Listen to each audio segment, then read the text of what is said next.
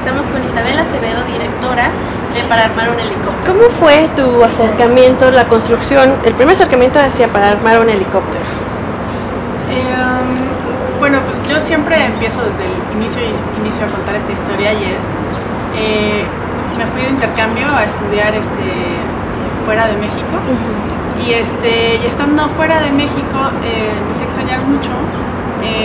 No sabía muy bien qué, no sabía si la comida, si a mis amigos, probablemente todo eso, pero había algo más. O sea, me sentía como de alguna manera muy estática y empecé a extrañar. Luego me di cuenta, dándole como una buena revisada a lo que sentía, que extrañaba mucho el caos o un poco la rapidez con la que se mueve esta ciudad en particular. Extrañaba mucho el DF, extrañaba mucho todo lo que pasa, todo lo que uno puede ver cuando camina por una calle, que es muy estimulante. Extrañaba ese estímulo y empecé a pensar en escribir algo acerca de eso. No sabía muy bien desde qué ángulo, y me fui yendo poco a poco hacia la creatividad o el ingenio que puede haber en ciudades como esta. Entonces investigué dije, seguramente va a haber alguna historia más o menos como lo que yo estoy sintiendo, y encontré que González Camarena, que es el inventor de la televisión a color, cuando era pequeño pues no tenía mucho dinero, juntaba sus domingos y se iba a los mercados de la Lagunilla a comprar chatarra, y con eso fue aprendiendo de una manera autodidacta, y se me hizo algo muy representativo de lo que yo siento que es esta ciudad y la gente de esta ciudad. A veces con muy pocas cosas echan a andar una serie de cosas, y hay muchos tipos de comida, mucho sentido del humor, muchas ideas como moviéndose y muy rápidamente. El guión técnicamente se ve muy bonito, o sea, tiene en esta oscuridad que realmente transmite el hecho de un apagón que muchos han sufrido y el qué hacer a través de esto. Pero ¿cómo fue filmarlo? Bien difícil. Fue bien difícil.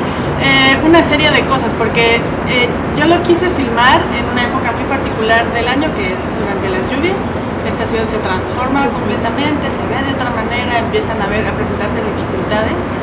Entonces, pero al mismo tiempo tiene una atmósfera muy especial, y dije, pues lo voy a hacer en esa época que es muy representativo, se puede ver esta ciudad tal cual es.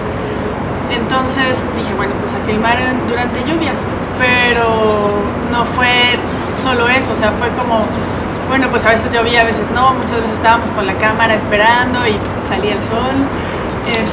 Otras veces estábamos como queriendo filmar una secuencia en donde no llovía y empezaba a llover, y entonces nos teníamos que meter a la casa. Entonces muchas veces sí, muchas de las secuencias que están dentro del corto son cosas que estaban pasando, son medio documentales. O sea, sí, efectivamente en ese momento estaba lloviendo, pero otras muchas no. Entonces ahí tuvimos que recurrir a todos los recursos posibles, a lluvia artificial en el set, a lluvia digital, tomas documentales, a lluvia sonora. O sea, muchas veces están dentro de la casa y solo se escucha como el rumor de la lluvia. Entonces no fue nada sencillo. O sea, yo pensé que con filmar en época de lluvia, pues llueve tanto en esta ciudad que con eso iba a ser suficiente, y no, sí fue como todo un reto. Ahora, este es tu primer trabajo como directora, ¿cierto? No.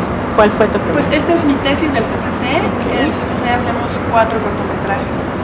Uno, Globo Azul, que estuvo también en Morelia y se dio como una vueltecita también. Mi documental, que es El Mico de Noche en los Caminos de la Memoria, que es un documental sobre Guatemala, y mi tesis, que es esta. Ok, ¿cómo fue ya hacer esta tesis? Son 30 minutos, es un cortometraje bastante largo, que usualmente uno se espera 10 minutos, 15 minutos. ¿Por qué la decisión de hacerlo de 30? Pues finalmente terminó siendo de 35 minutos.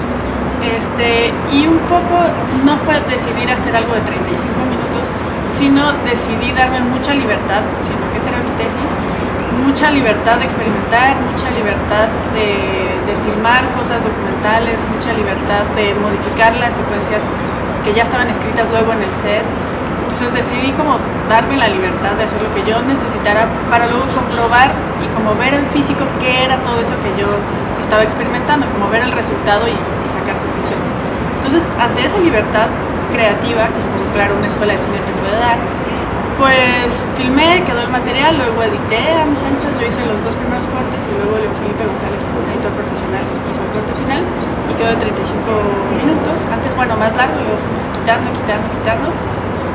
Y ya después de los 35 minutos pues ya no se le podía quitar ninguna otra cosa más porque pues ya no se contaba exactamente lo que queríamos y así quedó.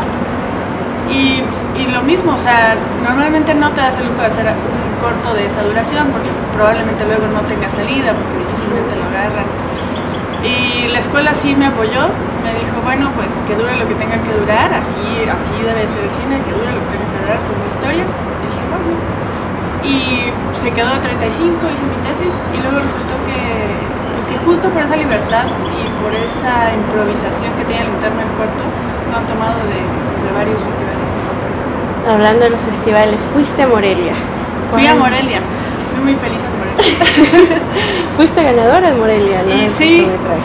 Sí. ¿Cómo fue este acercamiento? Terminas el corto y llega a Morelia. ¿Lo mandaste? ¿Esperabas entrar en Morelia? Pues justo no, o sea, justo yo sabía que era un riesgo, todos sabíamos que era un riesgo, así de, bueno, pues fuiste honesta, esto es lo que dura, ahora mándalo a ver qué pasa, pero pues yo creo que ninguno de nosotros, nadie del crew, nadie de la escuela se esperaba que fuera a ganar. Que lo seleccionaran era una maravilla porque era compartirlo con el público, compartirlo con más gente, y pues felices todos en las proyecciones y hablando con el público, felices. Pero pues cuando dijeron que probablemente habíamos ganado, sí fue como, ok, o sea, no lo esperaba. Y con el público, ¿cuál fue tu acercamiento? ¿Cómo lo viste cuando vieron tu cortometraje en Morelia? Me encanta porque a la gente sí le gusta mucho, como es una historia de gente de la ciudad, pero pues que podría ser cualquiera de los que están viendo la película.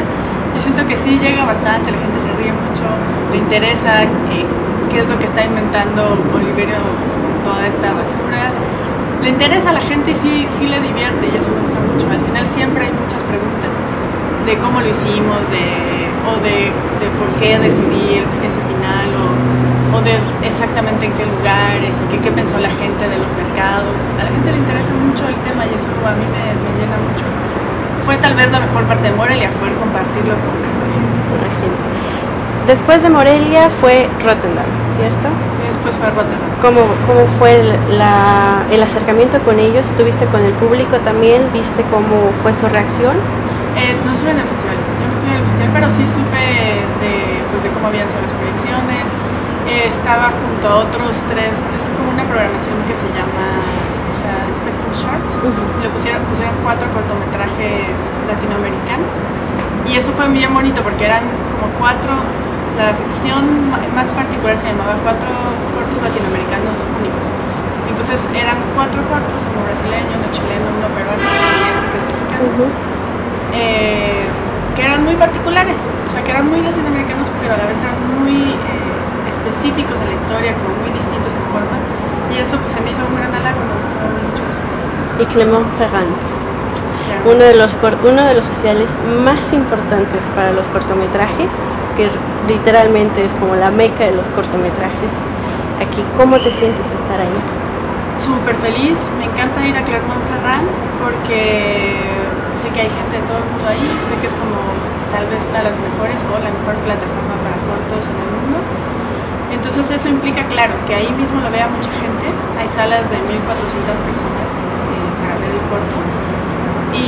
Pero también implica que se vaya a ver mucho después, que era justo el riesgo que estábamos corriendo al hacer algo de esta duración y como en ese formato, pues que luego no se fuera a ver tanto, pero al ir a Clermont, al ir a Rotterdam, al ganar Morelia, de alguna manera pues promete o lo que nosotros pensamos es que se va a ver mucho más en otras partes del mundo y eso a mí me interesa mucho, es lo que uno busca finalmente cuando uno hace cine, que se pueda ver pues sí en la ciudad en donde uno vive, pero también en otras ciudades que lo vean personas de distintas culturas y eso me da mucha felicidad.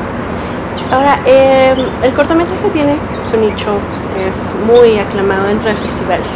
Los festivales siempre tratan de traer cortometrajes porque usualmente son los primeros trabajos o nuevos trabajos, ya sea de jóvenes o de ya veteranos.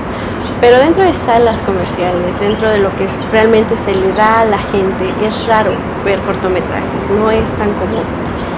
¿Tú cómo te acercas o cómo podrías acercarte a la gente con tu cortometraje que es típico, o sea, que está muy ligado a la gente, no es un tema, digamos, artístico, o sea, complicado, es muy cercano a la gente tu temática, pero que la gente podría no verlo fuera de festivales.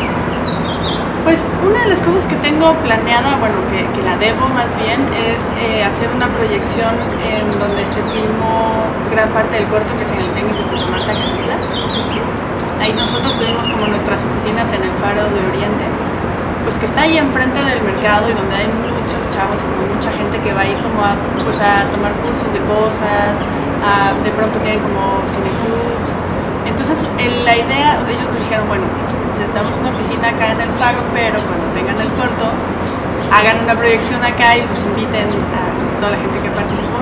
Y es una de las cosas que yo pues tengo muchas ganas de hacer, como presentarlo en el lugar, invitar a pues, porque salen vendedores de ahí mismo del lugar, a chavos que van mucho como a esa zona. Pues lo que quisiera es hacer más de una proyección ahí en el Faro, e invitar a la gente del lugar y ver cuál es la reacción de verse a sí mismo. Filmaste, digo, es difícil obviar la locación en la que filmaste, que es Santa Marta. La situación actual no es muy sencilla en esa parte de la ciudad. ¿Cómo fue? ¿Fue difícil en cuestión de seguridad para ustedes filmar? No porque el tianguis, sino en general la zona no es la más segura. Sí, no es muy segura, ¿no? Pues sobre todo lo más difícil fue tomar la decisión, porque estábamos como, sí fuimos muchas veces como en calidad de vendedores, de compradores de cosas, a ver el lugar y pues como a medir cómo era la situación y todo, y nos sentimos bastante cómodos varias veces, pero no estábamos muy seguros de si era conveniente meter a todo el equipo de trabajo con cámaras y todo. Le dimos muchas vueltas, le preguntamos a muchas personas y en general la respuesta de todo el mundo era que no lo hiciéramos. Pero cuando uno ha hecho un par de documentales, de las cosas que uno aprende es que hablando con la gente se puede medir mejor qué tan seguro es ir a ese lugar a filmar o no. Depende de cómo la gente reacciona hacia ti.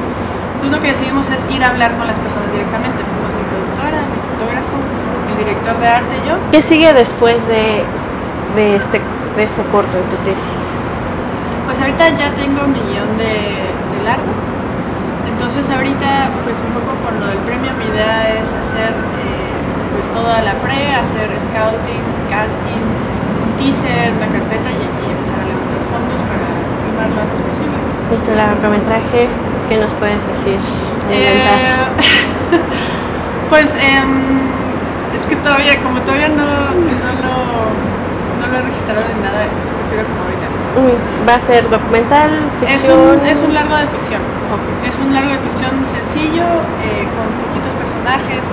Estoy pensando seriamente en filmarlo en Veracruz, en el bosque de la niebla de Veracruz, que es un lugar que me gusta mucho.